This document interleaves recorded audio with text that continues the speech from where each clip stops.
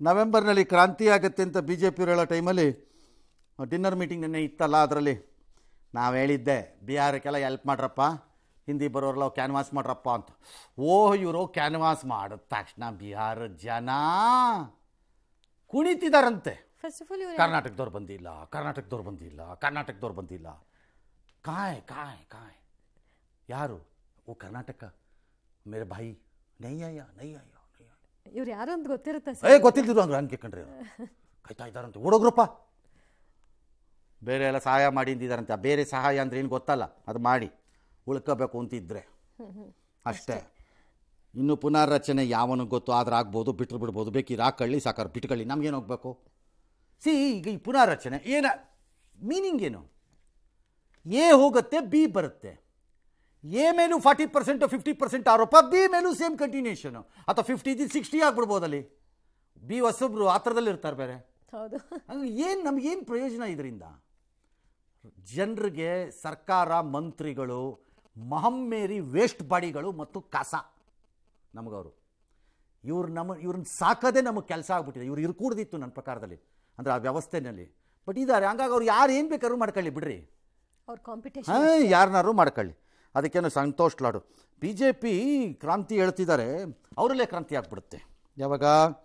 ಅದೆಲ್ಲ ಡಿಸೆಂಬರಲ್ಲ ಎಲ್ಲ ಹೀಗೆ ಮೋದಿ ಹೋಗ್ಬಿಟ್ಟು ಗಡ್ಕರಿ ಬಂದ್ಬಿಡ್ತಾರಂತೆ. ಅದೆಲ್ಲ ಆಡಕ್ಕೆ ಕರೆದಿದ್ರು ಮೊನ್ನೆ. ಏನಂತ ಸರ್? ಅದೇ ಹೆಂಗಪ್ಪ ಅದು ಮಾಡಿದ್ರೆ ಏನಾಗತ್ತೆ, ಧಾರವಾಡದಲ್ಲಿ ಏನು ಎಫೆಕ್ಟ್ ಹೆಂಗಿರುತ್ತೆ, ಏನು ಅವಾಗ ಏನು ಸಮಾಚಾರ ಅಂತ ಕರೆದಿದ್ರು. ಅಭಿಪ್ರಾಯ ಕೊಟ್ಟು ಬಂದಿರ್ತಾರೆ ಇವರು ಮೋಸ್ಟ್ಲಿ. ಆಮೇಲೆ ಇವ್ರು ಕಾಂಗ್ರೆಸ್ ಕ್ರಾಂತಿ ಮಾತಾಡ್ತಿರೋದು ಇವ್ರ ಪಕ್ಷದವರಲ್ಲೇ.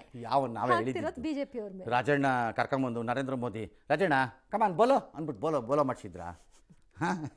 ರೀ ಜೋಕ್ ಮಾಡೋಕ್ಕೂ ಇತಿ ಬಿತಿ ಬೇಡವೇನ್ರಿ ರೀ. ಕಾಂಗ್ರೆಸ್ಸಲ್ಲೂ ಒಂದು ರೂಮರ್ ಇದೆ, ಅದನ್ನೇನು ಮಾಡೋಣ? ಯಾವ್ದು ಸರ್? ಅದೇ ರಾಹುಲ್ ಗಾಂಧಿನ ಕಿತ್ತಾಕ್ಬಿಟ್ಟದನ್ನ ಪ್ರಿಯಾಂಕಾ ಗಾಂಧಿ ಬರ್ತಾರಂತೆ. ವೇಸ್ಟ್ ಅಂತಲ್ಲ, ರಾಹುಲ್ ಗಾಂಧಿ ಕೈಲಿ ಆಗಲ್ವಂತಲ್ಲ. ಅದೆಷ್ಟೋ 26 ಎಲೆಕ್ಷನು 86 ಎಲೆಕ್ಷನ್ ಸೋತೋಗ್ಬಿಟ್ಟಿದಾರಂತಲ್ಲ ಅವರು. ಅವ್ರು ಎಷ್ಟು ಸರಿ ಬಂದರೂ ವರ್ಕ್ ಆಗ್ತಿಲ್ವಂತೆ, ಎಲ್ಲೋದ್ರೂ ಓಟ್ ಸಿಗ್ತಿಲ್ವಂತೆ. ಹಾಗಾಗಿ ಪ್ರಿಯಾಂಕಾ ಗಾಂಧಿ, ಇಂದಿರಾ ಗಾಂಧಿ ಟೈಪ್ ತೋರಿಸ್ಬೋದು ಅಂತ ಕಾಂಗ್ರೆಸ್ನವ್ರು ತೀರ್ಮಾನ ಮಾಡಿಬಿಟ್ಟಿದಾರಂತ. ಈಗ ಕಳ್ಸೋಣ ರಾಹುಲ್ ಗಾಂಧಿ ಕತೆ ಇಷ್ಟೇ ಇದು ಅಂತ ತೀರ್ಮಾನ ಆಗಿದ್ದಾರೆ ಅಂತ ಹೊರದಾಡ್ತಿದೆ ಅಂತ ಸುದ್ದಿ. ಅದನ್ನು ಹೇಳೋಕ್ಕಾಗತ್ತಾ ಯಾವನರುವೆ? ಇದು ನವೆಂಬರ್ ಡಿಸೆಂಬರ್ನಲ್ಲಿ ಆಗ್ತಾ ಇದೆ ಕ್ರಾಂತಿ ಅಂತ ಹೇಳೋಕ್ಕಾಗತ್ತಾ ಯಾವನಾರು? ಇಲ್ಲ. ಎಸ್. ಕೋಲಾರದ ಮಾಲೂರು ಕಾಂಗ್ರೆಸ್ ಎಂಎಲ್ಎ ನಂಜೇಗೌಡರನ್ನ ಅಸಿಂಧುಗೊಳಿಸಿದ ಹೈಕೋರ್ಟ್ ಆದೇಶವನ್ನು ಸುಪ್ರೀಂ ಕೋರ್ಟ್ ಮಧ್ಯಂತರ ತಡೆ ಕೊಟ್ಟಿದೆ. ಮರು ಎಣಿಕೆ ಮಾಡುವಂತೆ ರಾಜ್ಯ ಚುನಾವಣಾ ಆಯೋಗಕ್ಕೆ ಸೂಚನೆಯನ್ನ ಕೊಟ್ಟಿದೆ. 4 ವಾರಗಳಲ್ಲಿ ಉತ್ತರಿಸಿ ಅಂತ ಪ್ರತಿವಾದಿಗಳಿಗೆ ನೋಟಿಸ್ ಕೂಡ ಕೊಟ್ಟಿದೆ. ಸುಪ್ರೀಂ ಕೋರ್ಟ್ನಲ್ಲಿ ನ್ಯಾಯ ಸಿಕ್ಕಿದೆ ಅಂತ ನಂಜೇಗೌಡ ಹೇಳಿದ್ರೆ, ಇತ್ತ ಬಿಜೆಪಿಯ ಮಂಜುನಾಥ್ ಗೌಡ ಮಾತನಾಡಿ ಅಂತಿಮವಾಗಿ ಜಯ ಸಿಗುತ್ತೆ ನೋಡಿ ಅಂತ ವಿಶ್ವಾಸ ವ್ಯಕ್ತಪಡಿಸಿದ್ದಾರೆ. ನ್ಯಾಯ ಅನ್ಯಾಯ ಎಲ್ಲ ಫೈನಲ್ ತೀರ್ಪು ಬಂದ ಮೇಲೆ, ಎಣಿಕೆ ಆದ್ಮೇಲೆ ಗೊತ್ತಾಗುತ್ತೆ. ಅದಾದ್ಮೇಲೆ ಆಗತ್ತೆ, ಆಗಲಿ, ಆದಾಗೇನೋ ಒಂದು ತೀರ್ಪು ಆಗತ್ತೆ ಅಷ್ಟೇ.